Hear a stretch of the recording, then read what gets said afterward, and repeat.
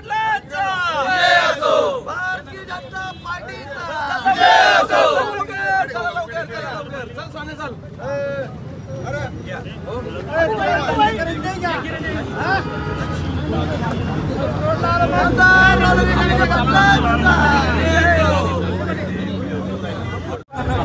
बाहेरच्या तालुक्यातील विरोधकांनी या ठिकाणी शिर्डीचं वातावरण वाईट केलं आणि नाना प्रकारचे आरोप नामदार साहेबांवर या विखे पाटलांवर केले।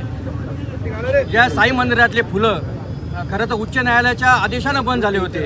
आज त्यांच्याच आदेशानं आणि सन्माननीय नामदार विखे साहेब आणि सुजयदादा यांच्या माध्यमातून हे फुलं पुनश्च चालू झाले। अशा रीतीनं हा सत्याचा विजय आहे।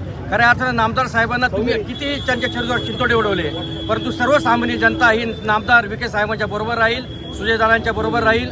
कारण या ठिकाणी तुम्ही कितीही कुटील राजकारण केलं, या ठिकाणच्या तालुक्याचं कितीही तुम्ही वाईट राजकारण केलं, किती युवकांचा बुद्धिभेद केला, किती युवकांची माती भडकवली, परंतु सर्व युवक, सर्व माता भगिनी, सर्व शेतकरी समाज हा सर्व नामदार विखे साहेबांबरोबर आहे। हे पुनश्च एकदा सिद्ध झालेलं आहे आणि नामदार साहेबांची भूमिका ही सातत्यानं शेतकरी आणि व्यापाऱ्यांबरोबर राहिली हे याच्यातून सिद्ध झालं आहे। धन्यवाद। आज हा जो निकाल लागलेला आहे हा सर्वसामान्य जे शेतकरी आहेत, सर्वसामान्य जी जनता आहे, ज्या फुलाच्या व्यवसायावर त्यांचे अनेक दिवसांपासून पोट भरायचं त्यांचं एक साधन होतं, ते एक सुजय विखे पाटील साहेब त्यांनी जो शब्द दिलेला आहे तो त्यांनी पाळलेला आहे।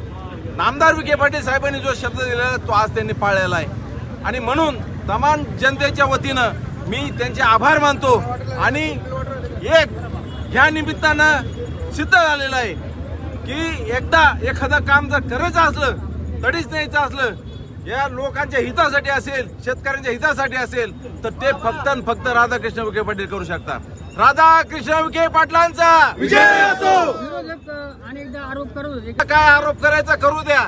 आजच निवडणुकीचा निकाल लागलेला आहे, महायुतीचं सरकार येणार आहे आणि परत एकदा मोठ्या फरकाने या ठिकाणी नामदार साहेब निवडून येणार आहेत आणि जनतेच्या कामासाठी परत अहोरात्र ते काम करणार आहेत। सत्याचा विजय झाला, सत्याचा या ठिकाणी सत्य